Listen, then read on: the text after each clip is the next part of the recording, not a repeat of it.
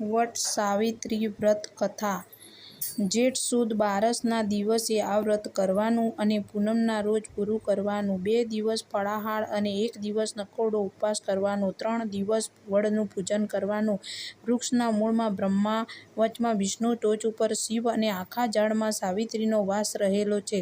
આ વ્રતમાં સાવિત્રી અને સત્યવાનની કથા વાર્તા સાંભળવી જોઈએ. આ વ્રત સૌભાગ્ય વ્રત હોય. ખાસ કરીને સૌભાગ્યની રક્ષા માટે સૌભાગ્યવતી સ્ત્રીઓ જ કરે છે. વ્રત કરનાર સ્ત્રી વહેલી સવારે સ્નાન કરીને શ્રદ્ધાપૂર્વક વડના ઝાડને પાણી પાય અને વૃક્ષ પાસે બેસી ધૂપ, નૈવેદ્ય, પાન, સોપારી, ફળ, ફૂલ, ચોખા વગેરેથી વિધિપૂર્વક પૂજન કરે તો શંકર ભગવાન પ્રસન્ન થાય છે. અશ્વપતિ નામનો એક ભલો અને દયાળુ રાજા હતો. તેને બધુંય સુખ પણ વારસદાર કોઈ ન મળે. એક દિવસ મહેલે કોઈ મહાત્મા પધાર્યા. તેમણે રાજા રાણીને બ્રહ્માની પુત્રી સાવિત્રી દેવીનું વ્રત કરવા કહ્યું.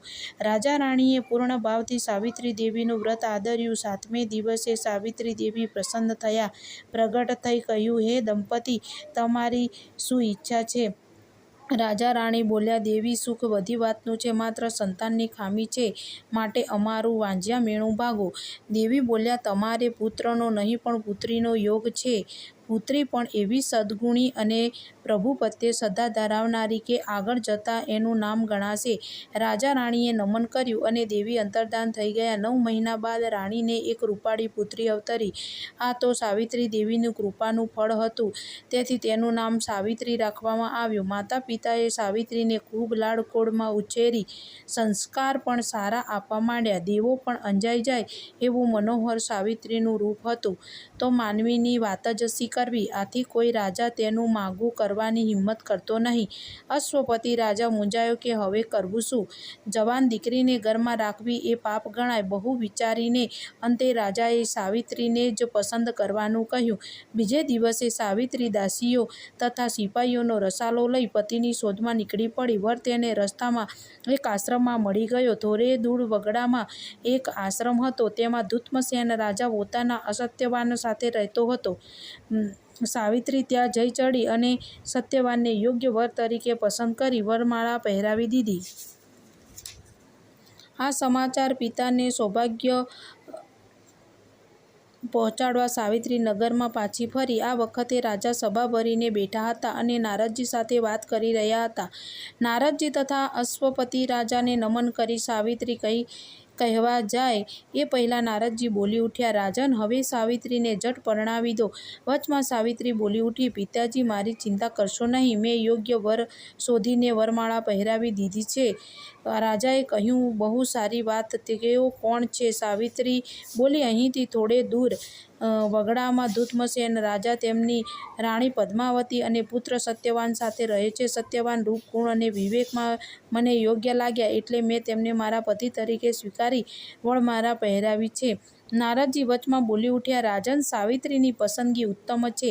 સત્યવાન અને તેના માતા પિતા સત્ય વધનાર છે. સત્યવાન રૂપ ગુણે સર્વથી શ્રેષ્ઠ છે. પણ નારદજીને અટકી ગયેલ જોઈ રાજાએ કહ્યું, મુનિવર બોલતા કેમ અટકી ગયા? ચોખવટથી વાત કરો. નારદજી બોલ્યા, રાજન, રૂપ ગુણના ભંડારસમાં સત્યવાનનું આયુષ્ય 1 જ વર્ષ બાકી રહે છે. રાજા ચિંતામાં પડ્યો. તેણે સાવિત્રીને કહ્યું, પિતાજી, ભાગ્યમાં લખાયું હશે તે થશે. મારાથી 1 ભવમાં 2 ભવ નહીં થાય. સાવિત્રીનો અડગ નિશ્ચય જોઈ રાજા ચૂપ રહ્યો. નારદજીએ પણ સાવિત્રીને મરજી મુજબ રાજાને વર્તવાની સલાહ આપી અને ત્યાંથી આગળ ચાલી નીકળ્યા. સભા વિસર્જન કરી અશ્વપતિ રાજા સાવિત્રીને સાથે લઈ વનમાં ધૂમ્રસેન રાજાને આશ્રમે ગયો. પણ ત્યાં સત્યવાન ન હતો અને અંધ ધૂમ્રસેન રાજા એક ખૂણામાં બેઠેલા હતા. પગલાંનો અવાજ સાંભળીને તે બોલ્યા, કોણ આવ્યું? અશ્વપતિ રાજા પાસે જઈને તેમના પગે પડીને બોલ્યો, રાજન, અશ્વપતિ છું. સાથે મારી પુત્રી સાવિત્રી છે. સુખી રહો. અંધ રાજાએ કહ્યું, આ તો આપ આ બાજુ ફરવા નીકળ્યા હશો કે કંઈ કામે પધાર્યા હશો? અશ્વપતિ રાજાએ કહ્યું, રાજન, આપના પુત્ર સત્યવાન સાથે મારી પુત્રીનું સગપણ કરવા આવ્યો છું. સગપણ? આપની પુત્રીનું લગ્ન મારા પુત્ર સાથે? તમે ક્યાં અને હું ક્યાં? રાજા હતો ત્યારે હતો, અત્યારે તો મારું રાજ્ય દુશ્મનના તાબામાં છે. એમ અહીં ઝૂંપડી બાંધી જિંદગીમાં બાકીના દિવસો પૂરા કરી રહ્યા છીએ. અહીં મેવા મીઠાઈ ભોજન નથી, સૂવા માટે છત્ર પલંગ નથી, સેવા ચાકરી માટે દાસ દાસીઓ નથી, ક્યારેક ભૂખ્યા પણ સૂઈ રહેવું પડે છે. એટલે તમારી દેવ જેવી દીકરીને દુઃખી કરવાની મારી ઈચ્છા નથી. દુત્તમસેન રાજાએ કહ્યું. આ સાંભળી સાવિત્રી બોલી ઉઠી, ભલે દુઃખના ડુંગર તૂટી પડે, પણ હું સત્યવાનને પરણીશ. અશ્વપતિ રાજાએ સાવિત્રીને બહુ સમજાવી, પણ તે માની નહીં. તેથી સત્યવાન સાથે પરણાવી દીધી. રાજા મહેલે ગયો અને સાવિત્રી આશ્રમમાં તેના પતિ સાથે રહી આનંદમાં દિવસ પસાર કરવા લાગી. સાવિત્રીએ નારદજી પાસેથી સાંભળ્યું હતું કે સત્યવાનનું આયુષ્ય ફક્ત 1 વર્ષ જેટલું બાકી છે. એટલે થોડા દિવસ પછી તેણે સાવિત્રી વ્રત આદર્યું અને પૂર્ણ ભાવથી દેવી સાવિત્રીની ભક્તિ કરવા માંડી. સમય વહેવા લાગ્યો. સત્યવાનના મૃત્યુના હવે 3 જ દિવસ બાકી હતા. સાવિત્રી રાત દિવસ દેવીની પ્રાર્થના કરી હતી, હે દેવી, મારા પતિનું આયુષ્ય વધારો. આમ ને આમ સત્યવાનના મૃત્યુનો દિવસ આવી પહોંચ્યો. સત્યવાનને ખબર નહીં, એટલે તે લાકડા કાપવા લાગ્યો. સાવિત્રી પણ સાસુ સસરાની રજા લઈ પતિ સાથે વગડામાં ગઈ. અડધે રસ્તે સૂકું ઝાડ જોઈ સત્યવાન તેને કુહાડાનો ઘા મારવા જાય છે. ત્યાં તેના પેટમાં પીડાનું દર્દ સહન ન થવાથી બેભાન થઈ ઢળી પડ્યો. સાવિત્રી તેનું મસ્તક ખોળામાં લઈ રુદન કરવા લાગી. એવામાં ત્યાં એક કાળો અને કદાવર પુરુષ પાડા પર બેસીને આવી પહોંચ્યો. તેનાથી ન ડરતા સાવિત્રીએ હિંમતથી પૂછ્યું, તમે અહીંયા કેમ થોભ્યા? કોણ છો તમે? આવનાર યમરાજ હતા. તે બોલ્યા, પુત્રી, હું યમરાજ છું. આજે તારા પતિનું આયુષ્ય પૂરું થાય છે, તેથી તેને લઈ જવા આવ્યો છું. સાવિત્રી બોલી, આ કામ આપના દૂતો પણ કરી શકે. આપે જાતે શું કામ પધારવાનું કષ્ટ ઉઠાવ્યું? યમરાજ બોલ્યા, સત્યવાન જેવા સત્યવાદી અને સદાચારી પુરુષને લઈ જવા મારે જાતે જ આવવું જોઈએ. આમ કહી યમરાજાને સત્યવાનના દેહમાંથી પ્રાણને હાથના પાસ વડે ખેંચી લીધો. તેથી સત્યવાનનું ખોડિયું પડી રહ્યું. સત્યવાનના મૃત્યુથી સાવિત્રીને ઘણો જ આઘાત લાગ્યો. તે તો વિલાપ કરતી યમરાજની પાછળ જવા લાગી. આથી યમરાજ બોલ્યો, હે સાવિત્રી, હવે તું પાછી વળ. લલાટે લખેલા લેખ કદી મિથ્યા થતા નથી. કઈ ગુજરી ભૂલી જા. સાવિત્રી બોલી, હે યમરાજ, પતિ જ્યાં જાય ત્યાં જવાનો નિર્ણય મેં કરેલો છે, એટલે પાછી નહીં વળું. થોડુંક ચાલીને યમરાજને કહ્યું, સાવિત્રી, હવે પાછી વળી જા. મારી સાથે આવવાથી કંઈ વળવાનું નથી. સાવિત્રી બોલી, હું તમારી સાથે 7 ડગલા ચાલી એટલે મિત્રતાનો મારો હક થઈ ચૂક્યો. હું તમને મિત્ર ભાવે કહું છું કે આપ ઉદાર થઈ મને મારો પતિવ્રતા ધર્મ બજાવવા દો. યમરાજાએ પતિના જીવન સિવાય કોઈ પણ વરદાન માંગવા કહ્યું. સાવિત્રી બોલી, સારું, મારા સસરાનો અંધાપો દૂર થાય એવું વરદાન આપો. યમરાજાએ પતિના જીવન સિવાય કોઈ પણ વરદાન માંગવા કહ્યું. સાવિત્રી બોલી, સારું, મારા સસરાનો અંધાપો દૂર થાય એવું વરદાન આપો. તથાસ્તુ, તારી ઈચ્છા મુજબ તારા સસરા દેખતા થશે. પુત્રી, હવે પાછી વળ. યમરાજાએ કહ્યું. સાવિત્રી કહે, તમારા સત્સંગથી મને ઘણી શાંતિ મળશે, માટે તમારી સાથે આવું છું. આ સાંભળી યમરાજા હર્ષ પામીને બોલ્યા, હે પુત્રી, તારી ભાવના સારી છે, પરંતુ મારે મારી ફરજ બજાવવી જોઈએ. તો તું તારા પતિના જીવન સિવાય બીજું કંઈ માંગી લે. સાવિત્રી કહે, હે દેવ, આપે મારા સસરાને દેખતા કર્યા, હવે તેમનું રાજ્ય પાછું અપાવો. તથાસ્તુ કહી યમરાજા બોલ્યા, પુત્રી, તારી ઈચ્છા મુજબ થશે.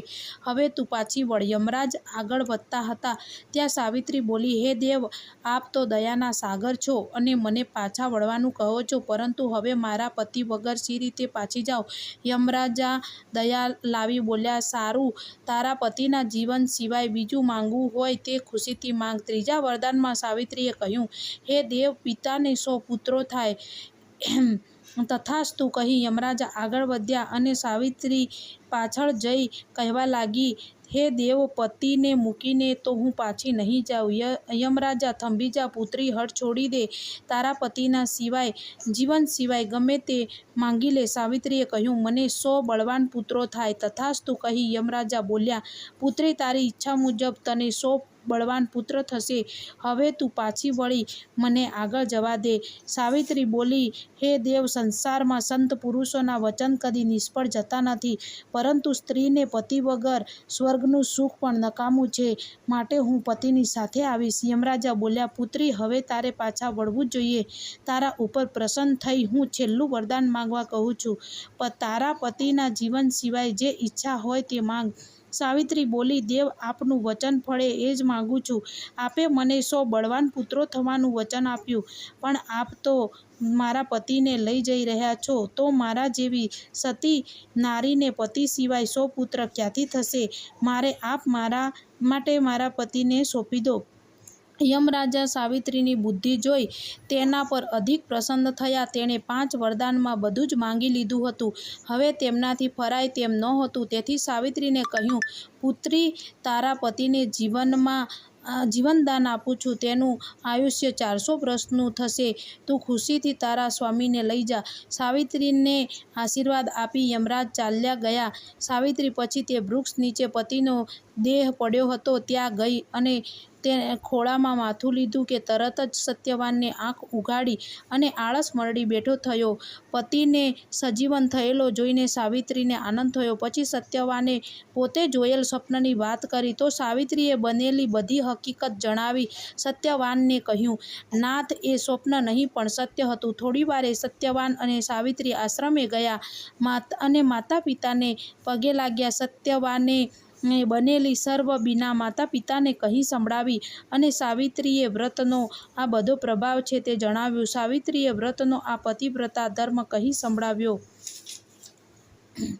એવામાં એક રાજદૂત આશ્રમમાં આવી દૂતમસેન રાજાને નમન કરી બોલ્યો, રાજન, આપનું રાજ્ય જે દુષ્ટ મંત્રીએ દગાફટકાથી પડાવી લીધું હતું, એને પ્રજાએ એક સંપ કરી ગાદી પરથી ઉઠાવી કેદ કર્યો છે અને આપને રાજગાદી પર બેસવા બોલાવ્યા છે. માટે આપ નગરમાં પધારો. આમ દૂતમસેન રાજાને ગયેલું રાજ્ય પાછું મળ્યું. વર્ષો વીતતા યમરાજાના વરદાન મુજબ સાવિત્રીના પિતાને ત્યાં 100 બળવાન પુત્રો થયા. તેવી જ રીતે સાવિત્રી પણ 100 પુત્રોની માતા થઈ અને બધે આનંદ થઈ ગયો. આવો વટસાવિત્રી વ્રતનો પ્રભાવ છે. હે દેવી સાવિત્રી, તમે જેવા સાવિત્રીને ફળ્યા તેવું તમારું વ્રત કરનારને, આ કથા વાંચનાર અને સાંભળનારને ફળજો.